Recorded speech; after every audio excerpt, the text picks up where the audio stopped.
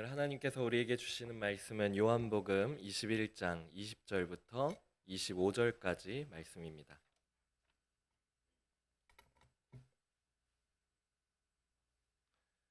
요한복음 21장 20절부터 25절까지 말씀. 우리 교독하도록 하겠습니다. 20절 제가 먼저 보겠습니다. 베드로가 돌이켜 예수께서 사랑하시는 그 제자가 따르는 것을 보니 그는 만찬 속에서 예수의 품에 의지하여 주님을 파는 자가 누구오니까 묻던 자더라.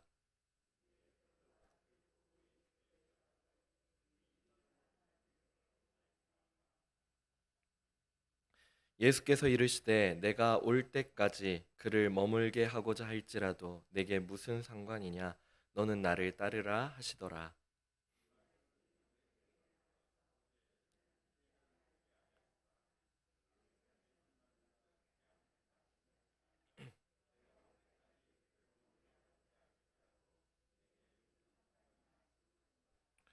이 일들을 증언하고 이 일들을 기록한 제자가 이 사람이라. 우리는 그의 증언이 참된 줄 아노라.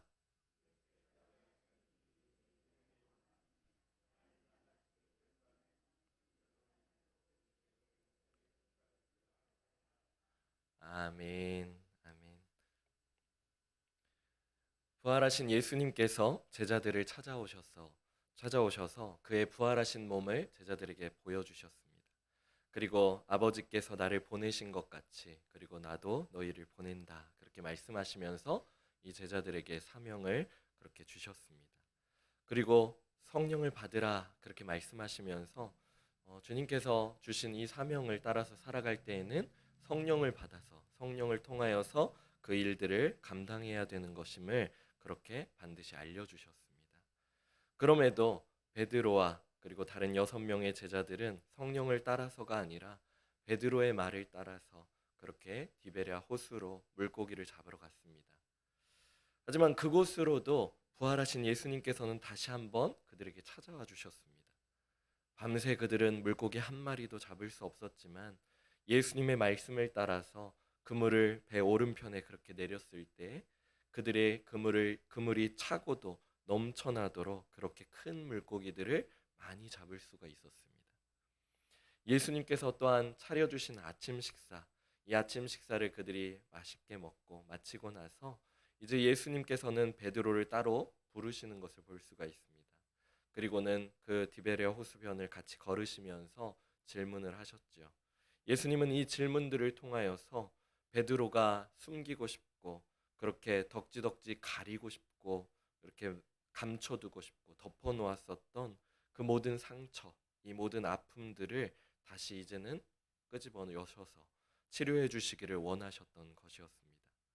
먼저 예수님은 베드로에게 네가 나를 사랑하느냐 그렇게 3번 물어보셨죠. 그렇게 물어보시면서 베드로 마음속 깊숙이 그가 이전에 내가 예수님을 모른다. 나는 예수님을 따르는 제자가 아니다. 나는 그를 알지 못한다. 그렇게 3번 부인했었던 그 모습들이었지만 그가 그의 마음속에 진심을 담은 그런 고백들이 아니었었고 그의 마음속 깊숙이에는 여전히 자신이 예수님을 사랑하고 있고 예수님을 따르길 원하고 하는 그 모습인 것을 그렇게 예수님께서는 질문을 통하여서 고백할 수 있게 해주셨고 그렇게 베드로에게 나올 수 있게 해주셨습니다. 마지막 3번째에서 베드로는 자신이 예수님을 3번 부인했었던 것이 잠시 떠올라 가지고는 이제 예수님의 그 질문 앞에 잠시 근심하기도 했지만 그의 진심이 그러했듯이 그 진심을 담아서 예수님을 사랑합니다. 내가 예수님을 사랑하는지 주님께서 아십니다. 그렇게 고백했습니다. 그 대답들 이후에 예수님은 내 어린 양을 먹이라. 그리고 내 양떼들을 치라. 내 양떼들을 먹이라. 그렇게 말씀하시면서 베드로를 예수님의 그 목양 사역의 그 자리로 초청해 주셨습니다. 베드로는 예수님과의 이런 대화를 통해서 그가 가지고 있었던 그 상처를 잘 치료할 수가 있었고 예수님께서 그렇게 치료해 주셨었고 이제는 주의 일을 위하여서 힘써 전진할 그런 준비가 이제는 되었습니다. 이후에 베드로는 성령을 받고서 나중에 오순절을 통하여서 성령을 받고서 그렇게 예수님께서 주신 귀한 사명을 잘 감당하며 살아가는 그 예수님의 훌륭한 그 사도로서 그렇게 살아가는 그 모습들을 우리가 사도행전의 말씀들을 통해서 볼 수가 있죠. 그렇게 베드로가 예수님과의 대화를 마치고 뒤를 딱 쳐다보니까 예수님께서 사랑하시는 제자가 조금 떨어진 위치에서 따라오고 있는 것을 볼 수가 있었어요. 예수님께서 사랑하시는 제자. 이 제자는 요한복음에 그렇게 중간중간 계속 등장하면서 그렇게 예수님 가까이 있으면서 예수님의 하시는 말씀을 듣기도 하고 또 예수님께서 행하신 일들을 바라보기도 하면서 그리고는 이제는 그 요한복음을 기록하면서 이것을 우리에게 전달해주는 그 일들을 해주고 있습니다. 예수님께서 사랑하시는 제자 그는 누구일까요? 그는 먼저 20절에 나오듯이 유월절 만찬에서 예수님의 품에 기대어서 그렇게 배신자의 정체를 묻던 사람이었습니다. 요한복음 13장 23절 말씀 보니까 예수의 제자 중 하나 곧 그가 사랑하시는 자가 예수의 품에 의지하여 누웠는지라.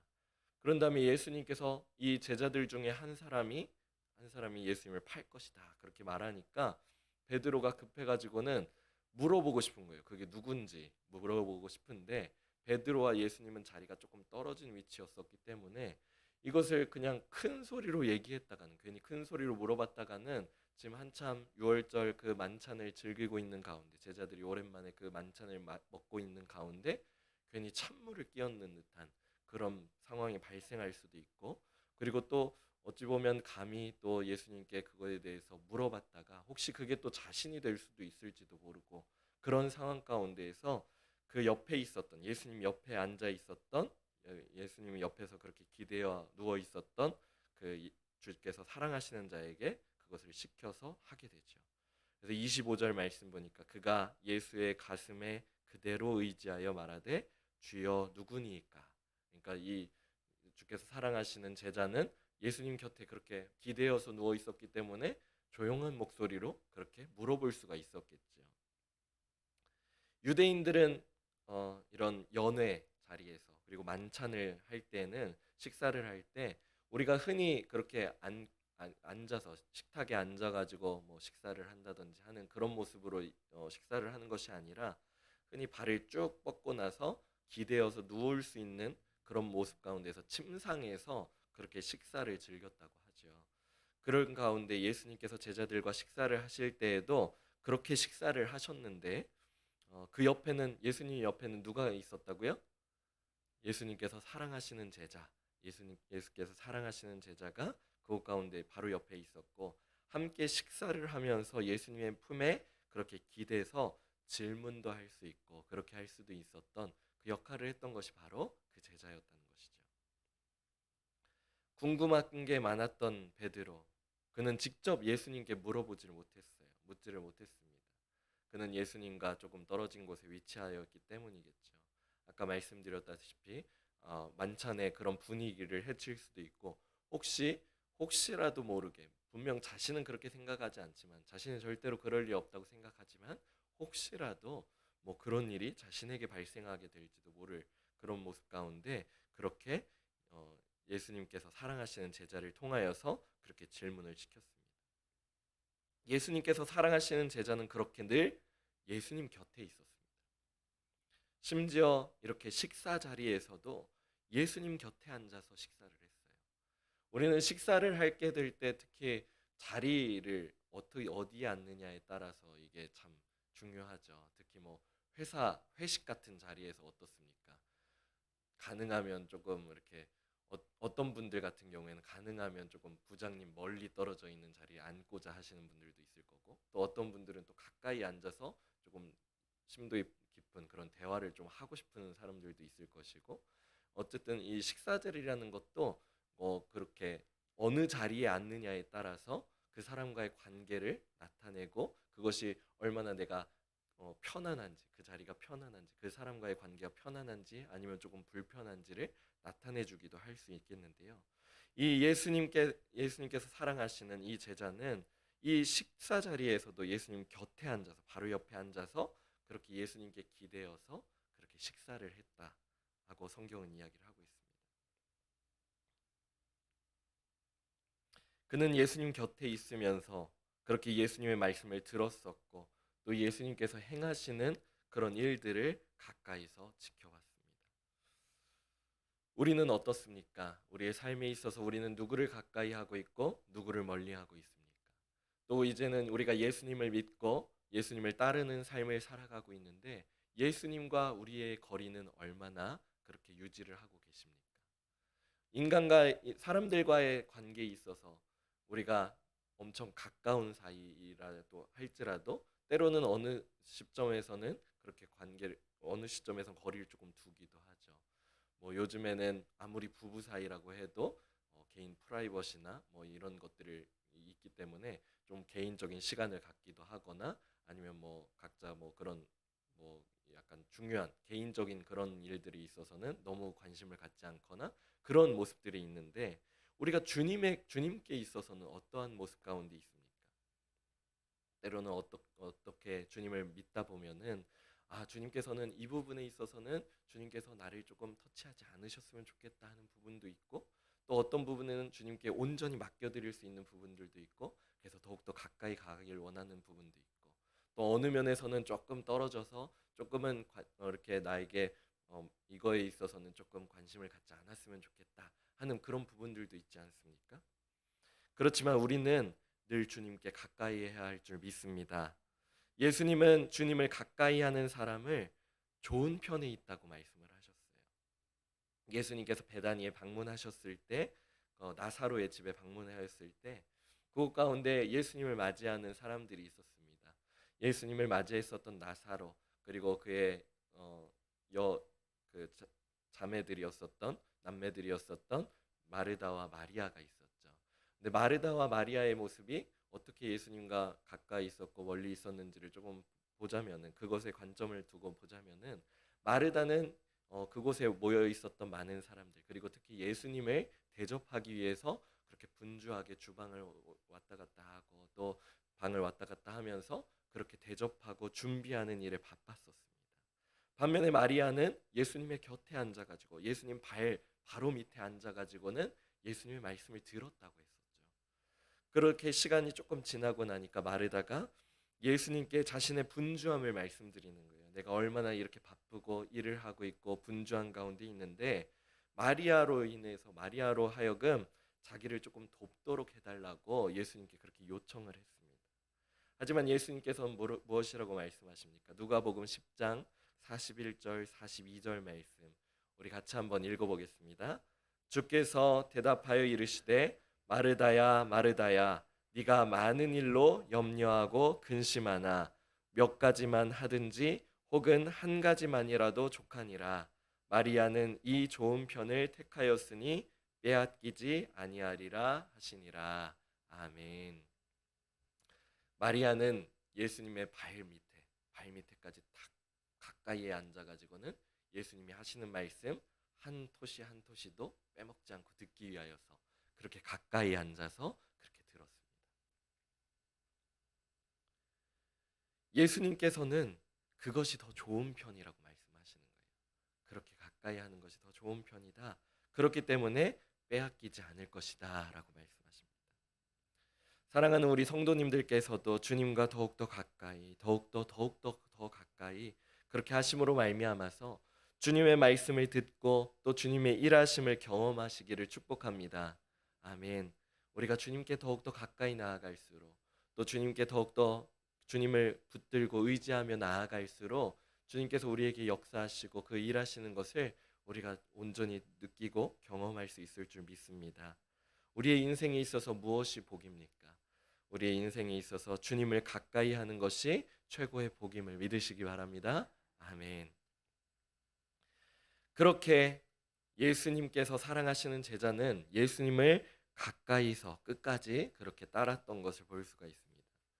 예수님께서 붙잡히시고 대제사장의 집에서 신문 받으실 때도 그 가운데서 따라갔었죠. 그리고 그는 예수님께서 대제사장에게 신문 당하시는 것이 얼마나 불합리한 모습이었는지 그리고 아무런 죄 없으신 분이 그렇게 때로는 아랫사람에게 따귀를 맞기도 하고 그렇게 말도 안 되는 그런 항목으로 그렇게 죄명을 당하고 그렇게 넘겨지게 되었는지 그것을 목격하고는 이 요한복음에 그렇게 기록했습니다. 그리고 함께 간 베드로가 예수님께서 이미 말씀하신 대로 닭이 울기 전에 그렇게 예수님을 3번 부인했던 모습, 그 모습을 그 옆에서 안타깝게 지켜보았습니다. 물론 더해서 나중에는 어떻습니까? 예수님의 용서하심을 받은 베드로가 소명을 회복받는 것도 역시 그가 가까이서 지켜보았죠. 예수님께서 사랑하시는 제자는 이렇게 예수님과 늘 가까이 하면서 예수님이 뭐라고 말씀하시는지, 또 예수님이 어떻게 또 행하시는지 그것을 지켜보았습니다. 그는 심지어 예수님이 십자가에 달려 죽으시는 그 장소까지도 따라갔지요. 다른 제자들은 두려워서 가지 못했던 그곳, 그 어린 제자는 그곳 가운데까지 따라갔었고, 그곳에서 예수님의 죽으심을 아주 가까운 위치에서 지켜보았습니다. 그 현장을 목격했습니다. 그리고 그것에 대해서 하나씩 다 자세하게 기록하였고, 바로 예수님께서 그 십자가에서 정말로 죽으셨다 하는 그 사실을 기록했습니다. 우리에게 증언해 주었습니다. 또 그곳에서 그가 있음으로 말미암아서 예수님께서는 어머니 마리아를 그에게 부탁하실 수도 있었죠. 그래서 요한복음 19장 26절 27절 보니까 예수께서 자기의 어머니와 사랑하시는 제자가 곁에 서 있는 것을 보시고 자기 어머니께 말씀하시되 여자여 보소서 아들이니이다 하시고, 또 그 제자에게 이르시되 보라 네 어머니라 하신데 그때부터 그 제자가 자기 집에 모시니라. 다른 제자들은 두려움 가운데 함께하지 못했었고 그곳 가운데 나아갈 수 없었을 때, 이 어린 제자, 사랑하시는 제자는, 예수께서 사랑하시는 이 제자는 그 마지막 현장까지, 십자가에 달려 죽으시는 그 현장까지도 그곳 가운데 있었습니다. 또 어떻습니까? 예수님의 무덤이 비었다 하는 그 여제자들의 그 소식을 듣고서는 달려갔던 것도 역시 마찬가지로 베드로와 또 예수께서 사랑하시는 제자였습니다. 그는 심지어 베드로보다 조금 더 빨리 뛰어가가지고는 먼저 도착했었고 무덤 문이 열린 것을 그렇게 볼 수가 있었습니다. 또 나중에 부활하신 예수님께서 제자들에게 찾아오셨을 때 도마처럼 기회를 놓쳐버리는 것이 아니라 그 기회를 딱 잡고서는 부활하신 예수님을 그 현장 가운데서 만날 수 있었습니다. 그는 디베랴 그 잔잔한 그 호수 위에서 물고기를 잡을 때에도 예수님의 말씀이 들려오게 될 때, 어떤 멀리서 이렇게 말씀하고 있는 그 예수님의 말씀을 들었을 때, 그들이 물고기를 잡으려고 그물을 내리고 이젠 다시 올렸을 때 누구보다 먼저 그 말씀하셨던 것이 바로 주님이시라는 것을 깨닫고는 베드로에게 주님이시다 그렇게 말씀했던 것이죠. 그 상황에서 그는 비록 먼저 물에 막 뛰어들어가지고는 달려간 것은 그가 아니라 베드로이기는 했지만, 이후에 예수님께서 어떻습니까? 식사를 다 마치고 나서 베드로를 따로 부르시면서 걸으시면서 이야기를 하시는 그 나눌 때에도 그는 뒤에서 함께 따라갔습니다. 따라가면서 그 대화의 내용을 조금 멀리서 방해가 되지 않는 그런 모습 가운데에서 그렇게 들었다는 거죠. 그리고는 그 귀한 이야기, 그 대화의 내용들을 이렇게 요한복음의 이 말씀을 통하여서 우리에게 그렇게 적어주고 그렇게 전해주는 것, 그것도 역시 마찬가지로 예수님께서 사랑하시는 제자가 그 일들을 했다는 것입니다. 이처럼 예수님께서 사랑하시는 제자, 그리고 또 베드로는 서로 짝을 지어서 그렇게 예수님을 더욱더 가까이 하면서 행동을 했습니다. 우리들도 역시 마찬가지로 예수님께서 사랑하시는 제자가 되어서 그렇게 주님께 늘 가까이 나아가는 우리 성도님들이 다 되시기를 축복합니다. 아멘. 근데 아까 지금 말씀들을 쭉, 이전에 있었던 이 말씀들을 쭉 되돌아보니까 예수님께서 사랑하시는 제자와 짝꿍이 한 명이 있었죠. 그 짝꿍이 바로 베드로였습니다.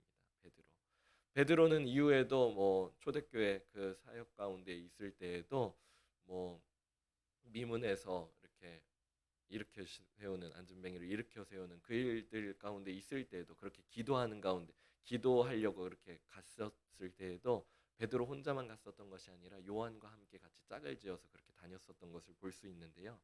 그렇게 베드로와 요한이 그렇게 짝을 지어서 행동하고 했던 것들을 볼 수가 있는데, 오늘 말씀 이전의 말씀을 보니까 예수님께서 베드로를 따로 부르셔가지고 말씀을 하시고 이제는 베드로가 나중에 어떠한 죽음을 맞이하게 될 것인지에 대해서까지 그렇게 말씀을 해주셨어요. 그래가지고 베드로는 예수님을 따르되 양떼의 목자가 될 뿐만 아니라 순교자의 그런 죽음으로써 하나님께 영광을 돌릴 것이라고 그런 말씀을 들었습니다. 그 말씀이 18절 19절 나오는데요. 우리 같이 한번 읽어보겠습니다. 내가 진실로 진실로 내게 이르노니 내가 젊어서는 스스로 띠띠고 원하는 곳으로 다녔거니와 늙어서는 내 팔을 벌리리니 남이 내게 띠띠우고 원하지 아니하는 곳으로 데려가리라. 이 말씀을 하심은 베드로가 어떠한 죽음으로 하나님께 영광을 돌릴 것을 가리키심이로라. 이 말씀을 하시고 베드로에게 이르시되 나를 따르라 하시니. 아멘. 베드로와 요한은 항상 짝꿍으로 같이 이렇게 다녔었어요. 그런데 예수님께서는 베드로가 어떠한 죽음을 당하게 될 건지, 이 순교자의 죽음을 당하게 될 것에 대해서 말씀을 하시니까 베드로가 곰곰이 생각해 보니까 나랑 짝꿍이 있잖아요. 나랑 항상 같이 다니는 짝꿍. 이 짝꿍은 어떻게 되는 게 궁금한 거예요. 근데 마침 뒤를 딱 돌아서 보니까 누가 있었어요? 예수님께서 사랑하시는 그 제자가 마침 조금 떨어진 위치에서 이렇게 뒤따라오고 있는 것을 본 거예요. 그러니까 오늘 본문의 말씀을 보니까 이 베드로가 예수님께 물어보는 거죠. 그래가지고 21절 말씀 보니까 이에 베드로가 그를 보고 예수께 여짜오되 주님, 이 사람은 어떻게 되겠사옵니까? 예, 어떻게 되겠사옵나이까 물어보는 거예요. 또 이것이 그것을 그 사람을 뭐 시기해서 그런다거나 뭐 그런 것이 아니라 항상 같이 다녔었던 사람이었기 때문에 베드로가 그렇게 순교자의 죽음을 당했다면은 요한은 과연 어떻게 될까 하고 궁금한 찰나에 그렇게 물어봤습니다. 하지만 예수님은 베드로의 소명과 그리고 예수께서 사랑하시는 이 제자의 소명에는 이것이 어떠한 상관관계가 없는 것에 대해서, 대신에 그 소명이 각자는 다르지만 예수님을 따르는 것에 있어서는 동일하다 하는 그 말씀을 말씀해 주시는 것을 볼 수가 있습니다. 우리 22절 말씀 우리 같이 한번 읽어보겠습니다. 예수께서 이르시되 내가 올 때까지 그를 머물게 하고자 할지라도 내게 무슨 상관이냐, 너는 나를 따르라 하시더라. 아멘. 분명히 베드로와 요한이 같이 항상 단짝으로서 그렇게 예수님을 따르고 앞으로도 그렇게 계속 쭉 해나가다 보면은 베드로가 그러한 죽음을 당하게 된다면 요한도 역시 그런 죽음을 당하지 않을까, 혹은 요한은 어떻게 될까 궁금해서 물어보긴 했지만 성도의 이 그 예수님을 따르는 제자들의 소명은 우리가 뭐 예상하거나 예측하거나 상상하거나 그런 것, 사람이 생각하고 사람이 하는 것이 아니라 하나님께서 다 계획하시고 뜻하시는 대로 인도하신다는 것을 이 말씀을 통하여서 우리에게 가르쳐 주고 있습니다. 우리 성도의 소명들, 우리의 성도의 사역들도 역시 그러한 줄 믿습니다.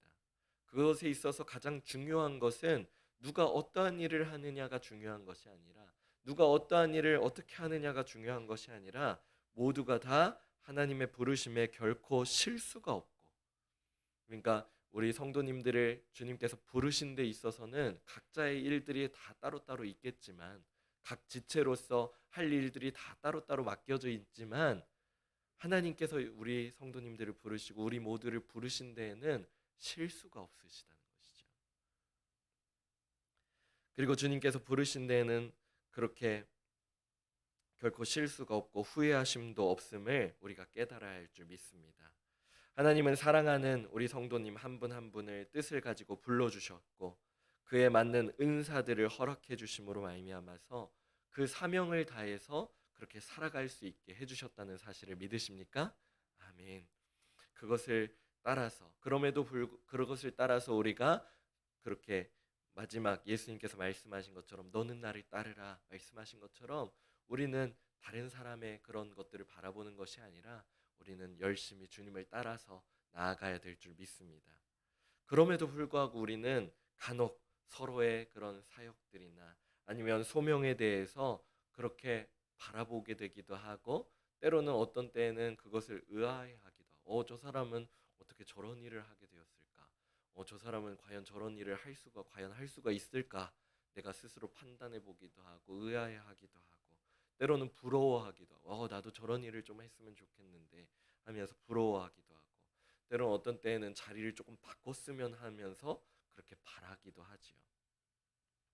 하지만 그리스도인의 순종은, 그리고 주님을 따라가는 그것은 앞서 15절부터 17절에 그렇게 예수님께서 베드로에게 말씀해 주셨던 것과 같이 우리가 죄인이었는데 그렇게 예수님을 부인하고 배신하였고 예수님을 멀리 떠났었던 죄인이었는데, 그래서 아무것도 할 수 없는 우리였는데 주님께서 우리를 은혜 가운데 용서해 주셨고, 우리가 회개할 때 그것을 받아주시고 용서해 주셨고, 우리는 주님께 용서를 받았고, 주님께서 우리를 이끄시는 그곳으로 따라가도록 우리가 부름 받았음을 그렇게 아는 데서부터 우리는 아무런 공로 없지만 주님께서 우리를 불러주신데 감사하면서 그렇게 한 걸음 한 걸음 주님을 따라서 나아가야 될 줄 믿습니다. 이것을 줄여서 말씀드리면 주님이 맡기신 그 일들, 우리에게 맡겨주신 각자의 그 사명들, 그 일들을 우리가 겸손하게 그리고 감사함으로써 그 일들을 감당해 나아가야 될 줄 믿습니다. 아멘. 우리가 그것을 다시 한번 기억하면서 예수님께서 그렇게 베드로를 회복시키시고 부르시고 또 맡겨주시는 그 일들, 우리 15절부터 17절까지 나와 있는데요. 조금 길지만 우리 다시 한번 같이 한 목소리로 읽어보겠습니다. 그들이 조반 먹은 후에 예수께서 시몬 베드로에게 이르시되 요한의 아들 시몬아 네가 이 사람들보다 나를 더 사랑하느냐 하시니 이르되 주님 그러하나이다. 내가 주님을 사랑하는 줄 주님께서 아시나이다. 이르시되 내 어린 양을 먹이라 하시고 또 두 번째 이르시되 요한의 아들 시몬아 네가 나를 사랑하느냐 하시니 이르시되 주님 그러하나이다. 내가 주님을 사랑하는 줄 주님께서 아시나이다. 이르시되 내 양을 치라 하시고 세 번째 이르시되 요한의 아들 시몬아 네가 나를 사랑하느냐 하시니 주께서 세 번째 네가 나를 사랑하느냐 하심으로 베드로가 근심하여 이르되 주님 모든 것을 아시오매 내가 주님을 사랑하는 줄을 주님께서 아시나이다. 예수께서 이르시되 내 양을 먹이라. 아멘. 예수님께서는 그렇게 우리들도 그렇게 우리의 모든 죄를 다 용서하여 주시고 우리의 이전의 그 모습들을 다 뒤로 해주시고는 이제는 주님을 따라갈 수 있도록 또 주님의 일을 감당해 나가면서 살아갈 수 있도록 우리를 사랑해 주시고 또 불러주시는 그것을 믿으시면서 그것에 감사하면서 주님을 따라 나아가는 우리의 모습들이 되어지기를 원합니다. 아멘. 그런데 이것을 베드로에게 그렇게 설명하실 때 예수님의 말씀을 오해한 사람들이 있었던 것 같죠. 22절의 말씀을 보니까 예수님께서 내가 올 때까지, 즉 그러니까 재림하실 때까지, 예수님께서 재림하실 때까지 예수께서 사랑하시는 제자를 머물게 하고자 할지라도 그렇게 이렇게 말씀을 하시면서 얘기를 하셨잖아요. 근데 이렇게 말씀하신 부분을 사람들이 오해를 했다는 거예요. 그래가지고는 마치 정말로 이 예수께서 사랑하시는 이 제자가 예수님께서 재림하실 때까지 그렇게 끝까지 살아 있을 것이다 라고 그렇게 오해를 했다는 것이죠. 이 말씀을 보니까 그 다음 구절에 나와 있는 말씀에서도 볼 수 있듯이 예수님의 의도는 무엇이었냐? 단지 그것이 그에게 일어날 일을 명확히 말씀하신 것이 아니라는 것이죠. 그러니까 단지 예수님 그분의 의도는 단지 그것이 베드로가 신경 쓸 일이 아니다. 너랑은 상관없는 일이다 라고 그렇게 말씀하시기 위하여서 말씀하셨다는 거예요. 그러니까 예를 들어서 그렇다는 것이죠. 제가 예를 들어서 첫째인 이한이에게 네가 학교에 다녀왔으니까 이제 조금 숙제를 해야 되지 않겠냐라고 말을 하는 거죠. 그렇게 말을 했다고 해보죠. 그랬을 때 이한이가 저한테 대답할 수 있는 거예요. 물어볼 수 있는 거예요. 옆에서 놀고 있는 이렇게 막 엎드려가지고 놀고 있는 이든이를 쳐다보고는 동생을 보고는 이든이는 뭐 할 거예요? 저는 숙제하는데 이든이 뭐 할 거예요? 하고 물어볼 수 있잖아요. 혼자 놀고 있는 모습을 보니까 자기 혼자만 숙제를 해야 되니까 그러니까 물어볼 수가 있는 거죠. 그럼 그때 저는 이렇게 대답하는 거예요. 이든이가 밤새 막 저렇게 뒹굴면서 놀든지 뭘 하든지 그거는 네가 숙제하는 거랑은 상관이 없다. 그러니까 너는 가서 들어가가지고 좀 숙제를 해라. 그렇게 얘기를 할 수 있잖아요. 그랬을 때 제가 정말로 이든이가 둘째 아이가 그냥 밤이 새도록 막 뒹굴거리면서 놀기만 하고 그런 것을 원해서 또는 그렇게 할 것이라서 그렇게 얘기한 거는 아니잖아요. 그렇죠. 그런 것처럼 예수님께서도 이 사랑하시는 제자가 정말로 예수님이 다시 오실 때까지 그렇게 살아있는 것처럼 그렇게 말씀하신 것이 아니라 머물게 하고자 할지라도 그렇게 말씀하신 것이 아니라 이것이 너와는 상관이 없다. 네가 나를 따르라 하신 그 말씀을 따라서 그 사명을 감당해 나아가고 어떠한 죽음을 맞이하게 되고 하는 것과는 그와는 상관이 없다. 그렇게 말씀하신 거죠. 예수님은 단지 그건 베드로가 신경 쓸 일이 아니고 오직 주님을 따르라고만 그렇게 말씀하신 것입니다. 그래서 22절 말씀 마지막에 보니까 너는 나를 따르라 그렇게 말씀을 하신 것이죠. 그래서 그것을 보충한 말씀이 23절이에요. 사람들이 어떻게 오해를 했는지 어떠한 그런 현상이 있었는데 그래가지고 이 말씀을 적었는지 나온 것이 23절인데요. 우리 같이 23절 말씀 같이 읽어보겠습니다. 이 말씀이 형제들에게 나가서 그 제자는 죽지 아니하겠다 하였으나 예수의 말씀은 그가 죽지 않겠다 하신 것이 아니라 내가 올 때까지 그를 머물게 하고자 할지라도 네가 무슨 상관이냐 하신 것이라. 아멘.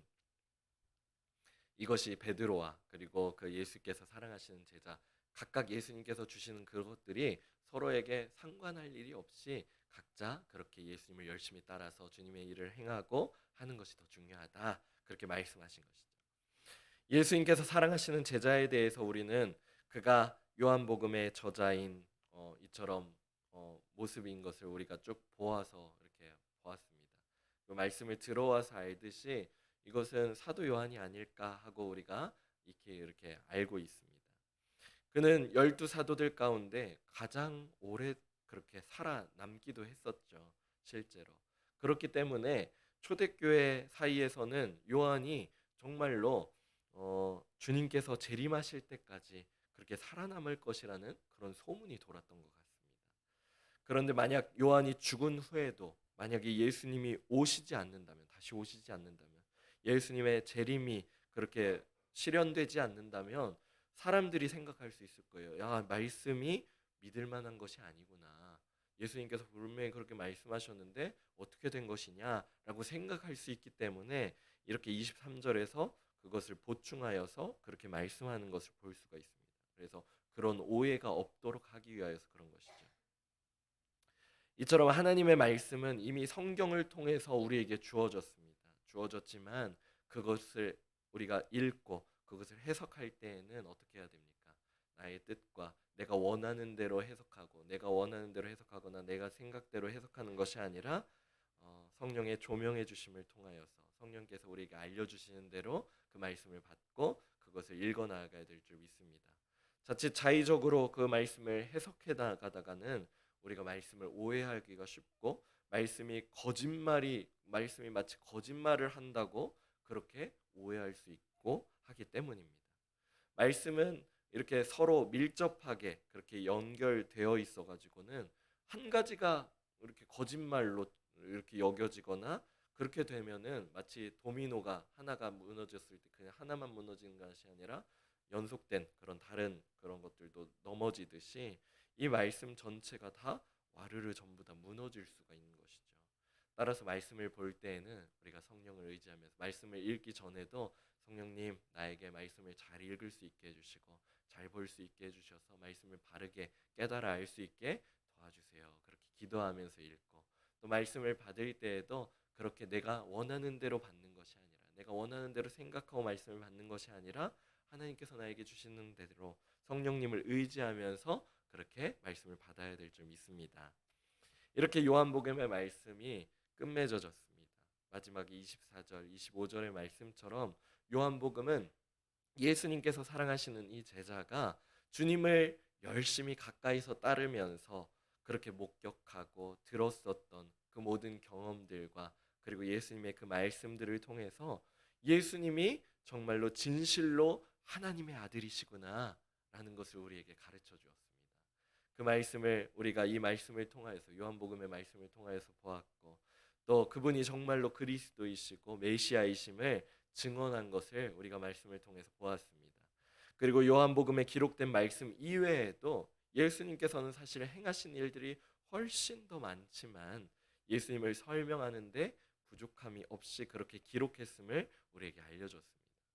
그래서 이 요한복음의 말씀을 특히 우리가 읽어 나아가다 보면은 공간복음과는 조금 순서가 바뀐 것이 있거나 아니면 조금 내용들이 조금 다른 것이 있거나 하는 것을 조금 볼 수가 있지만 그것이 핵심을 빗나가거나 하는 그런 것들이 아니라 예수님이 정말 하나님의 아들이시구나 하는 것을 우리에게 더 그것에 집중하여서 우리에게 가르쳐 주시기 위하여서 그렇게 했다는 것을 우리 성도님들이 기억하시면서 말씀을 보시면 좋을 것 같습니다. 마지막으로 사도 요한은 애초에 요한복음에 그의 이름을 직접 언급하면서 기록했었다면 우리가 조금 좋았을 텐데 예수님께서 사랑하시는 제자라고 기록해 나갔을까 생각해 봐야 할 것 같습니다. 어떤 사람들은 그의 성격상 그가 나이가 그 당시에 어렸었고 또 부끄러움 많은 성격 또 겸손한 성품 때문에 그랬다고 하기도 하고 또는 어떤 사람들은 요한의 그 뒤에 공동체가 요한의 이후에 그 공동체가 그 교회가 후대에 조금 더 정리하고 편집하고 후첨하고 하는 그런 가운데 있었기 때문에 그렇게 기록했다고 하기도 하고 합니다. 대세적인 것이 어떠한 것인지 있을 수는 있지만 어떤 것이 정확하다라고는 할 수 없는 상황에서 예수님께서 사랑하시는 이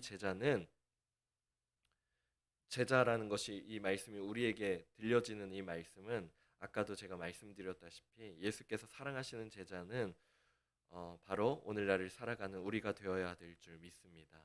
그것을 여러분들과 나누고 싶습니다. 예수님께서 사랑하시는 제자가 만약 그냥 요한이라고 계속 그냥 기록이 되었었다면은 그건 마치 요한의 그 일이 되고 요한의 사건이 되어지고 하게 될 것이지만 예수께서 사랑하시는 제자가 어떻게 했다. 그렇게 예수님을 가까이 했었고 예수님을 따랐었고 예수님의 말씀을 들었었고 예수님께 질문을 했었고 예수님께서 행하시는 것을 가까이에서 보았었고 그랬다면은 예수님께서 사랑하시는 제자는 이제는 오늘날 우리가 될 수도 있습니다. 예수님께서 사랑하시는 제자가 이제는 우리가 되어져서 정말로 우리가 예수님께 사랑받는 제자가 되어서 그렇게 주님께 늘 가까이 나아가고 주님께서 그렇게 가까이 나아감으로 말미암아서 주님의 말씀을 듣고 주님께서 행하시는 것을 경험하고 할 수 있는 우리 모든 성도님들이 다 되시기를 축복합니다. 그래서 예수님께서 사랑하시는 제자가 그랬듯이 그가 좋을 때에만 그랬던 것이 아니라 삶의 모든 순간 가까이 가되 심지어 고난 가운데 예수님께서 고난 가운데 계셨을 때에도 주를 따랐었고 부활하신 주님을 또 가까이서 만났었고 삶에서 역사하시는 주님의 손길을 우연으로 치부하는 것이 아니라 깨달아서 그것을 간증하고 그리고 그렇게 경험한 주님을 증언하는 삶을 살았듯이 우리들도 그렇게 예수님께서 사랑하시는 제자 되어서 그렇게 살아가는 우리 모든 성도님들이 다 되시기를 축복합니다. 아멘. 그렇게 우리는 주님께 사랑받는 제자가 되고 주님을 끝까지 따르며 사랑하는 교회가 되어야 될 줄 믿습니다.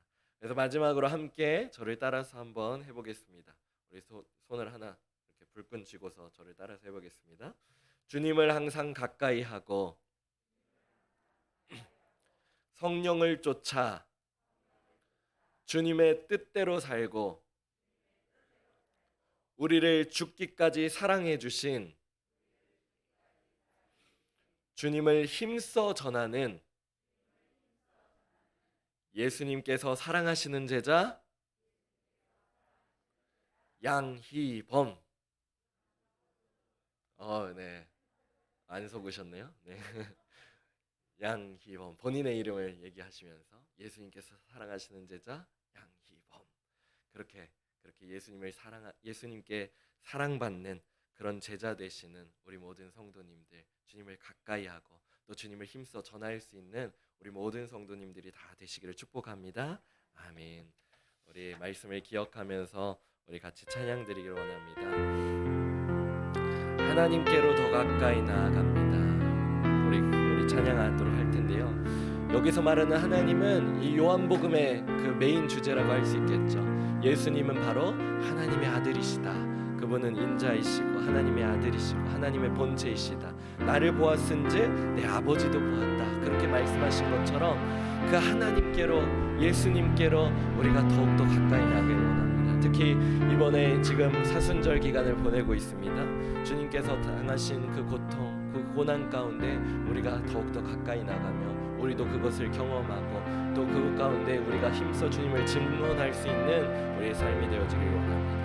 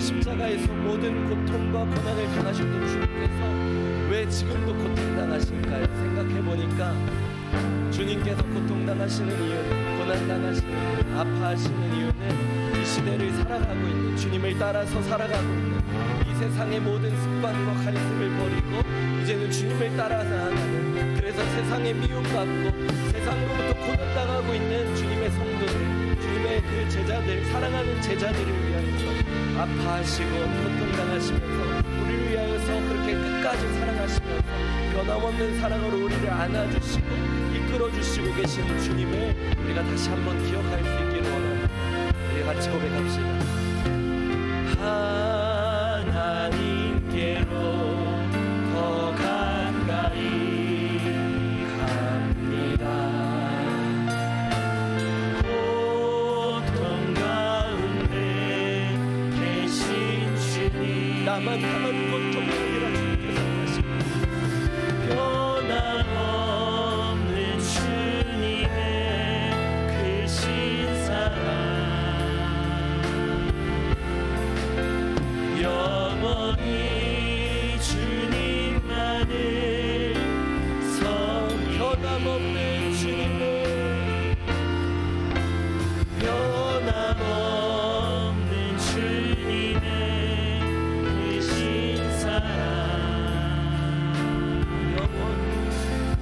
영원히 주님만을 섬기. 이 시간 우리 함께 같이 기도하겠습니다. 기도하실 때 주님, 우리가 하나님 우리를 주님의 자녀 삼아주시고 제자로서 불러주시고 하나님 우리를 가까이 하여 주신 주님 감사합니다. 하나님 이제는 우리가 예수께서 사랑하시는 제자 되어서 우리가 늘 주님께 가까이 나아가고 성령의 충만함으로 그 성령을 쫓아 나아갈 수 있게 하여 주시고 주님의 말씀을 듣고 가까이에서 주님의 말씀을 듣고 주님만을 의지하면서 그렇게 나아갈 수 있는 우리의 삶이 되게 하여 주시옵소서. 하나님 우리가 그 사랑을 받은 대로 또 주님께서 말씀하여 주신 대로 우리가 증언하며 이 세상 가운데 증언하며 나아갈 수 있는 우리 예수께서 사랑하시는 제자 될 수 있는 우리 한 사람 한 사람 될 수 있도록 인도하여 달라고 우리가 간절한 마음으로 우리 같이 기도하며 나아가겠습니다. 사랑해 주님 아버지, 은혜를 참으로 감사합니다. 주여 아버지, 우리를 사랑하여 주시고 아버지 하나님 그 아버지 하나님 제자로서 불러주시고 감사합니다. 제자로서 살아갈 수 있도록 하여 주시고 감사합니다. 예수께서 사랑하시는 제자 되어 우리들도 주님을 끝까지 따라 나아갈 수 있는 우리 모습을 되게 하여 주시옵소서. 주여 늘 주님께 가까이 나아갈 수 있는 우리가 되게 하여 주시옵소서. 식사 자리에 가운데도 그렇게 가까이 나아갔었던 그 제자처럼 우리 우리는 또 우리의 삶의 모든 순간순간을 빠짐없이 주님께 가까이 나아가고 더욱더 가까이 나아갈 수 있는 우리가 되게 하여 주시옵소서. 주님, 우리가 주님과 멀리 떨어져 있는 것이 아니라 주님과 애매한 그 관계 가운데 있는 것이 아니라 주님께 힘써 가까이 나아갈 수 있는 우리가 되게 하여 주시옵소서. 아버지, 주님께서 고난 당하는 그 자리까지도 예수께서 살아가신 제자가 나아갔던 것과 같이 주님이 고난 주간 가운데 주님의 그 고난에 우리가 동참할 수 있는, 그 가까이에서 동참할 수 있는 우리가 되게 하여 주시사, 아버지 하나님, 우리에게 주신 그 귀한 특별 새벽기도의 현장 가운데도 우리가 가까이 나갈 수 있게 해주시고, 아버지 그 은혜 현장 가운데도 가까이 나갈 수 있게 하여 주시고, 아버지 주님의 말씀을 드릴 수 있게 해주시고, 주님의 음성을 듣고 그 뜻을 따라 살아갈 수 있는 우리가 되게 하여 주시고, 주여 아버지 하나님 들어주시고 우리에게 말씀하여 주신 대로 또 우리에게 아버지 보여주신 대로 아버지 우리가 아버지 하나님 증언하며 살아가는 아버지 우리가 깨달아 할 수 있게도 도와주시사, 우리에게 주님께서 베풀어 주신 일들을 우연으로 치부하고 그냥 한 번 있었던 일로 치부하는 것이 아니라 주께서 내 삶 가운데 하나하나 친밀하게 역사하시고 그렇게 역사하시는 것들을 우리가 깨달아 할 수 있게 하여 주셔서 주님께 영광 올려드리고 주님께 항상 감사를 올려드리며 내 삶의 불평감을 많이 살아주고 주님께 감사와 기쁨을 올려드릴 수 있는 우리 모습이 될 수 있게 도와주시옵소서. 주여 아버지 하나님, 우리를 사랑하여 주시고 그 주님의 사랑을 아버지를 경험할 수 있게 하여 주시고 그 사랑을 따라 나아갈 수 있는 우리가 되게 하여 주시옵소서. 주님 감사합니다. 그래서 끝까지 주님을 증언하고 증거하며 주님을 전하며 나아갈 수 있는 아버지의 사명을 귀하게 감당할 수 있는 우리가 되게 하여 주시옵소서. 주여 감사합니다. 아버지 감사합니다.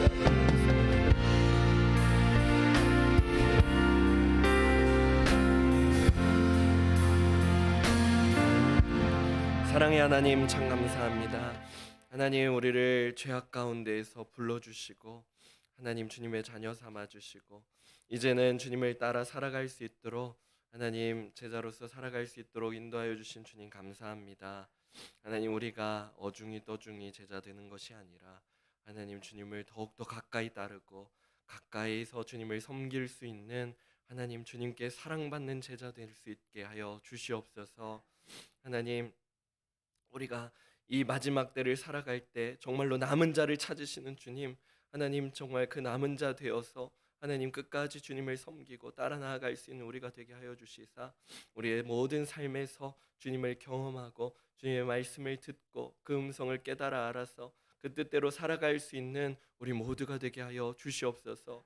우리의 힘과 능력으로 또 우리의 지혜로는 지식으로는 할 수 없사오니 성령을 우리에게 충만하게 베풀어 주시사 충만케 하여 주시사 그 뜻대로 나아갈 수 있는 우리 모습들 되게 하여 주시옵소서. 그래서 예수께서 사랑하시는 제자 되어서 그렇게 주님을 또 힘써 전할 수 있는 그 귀한 사명을 감당해 나가는 우리 모두가 되게 하여 주시옵소서. 감사드리오며 거룩하신 예수님의 이름으로 기도드립니다. 아멘. 하늘에 계신 우리 아버지여, 이름이 거룩히 여김을 받으시오며 나라의 임하옵시며 뜻이 하늘에서 이룬 것 같이 땅에서도 이루어지이다. 오늘날 우리에게 일용할 양식을 주옵시고 우리가 우리에게 죄 지은 자를 사하여 준 것 같이 우리의 죄를 사하여 주옵시고 우리를 시험에 들게 하지 마옵시고 다만 악에서 구하옵소서. 나라와 권세와 영광이 아버지께 영원히 있사옵나이다. 아멘.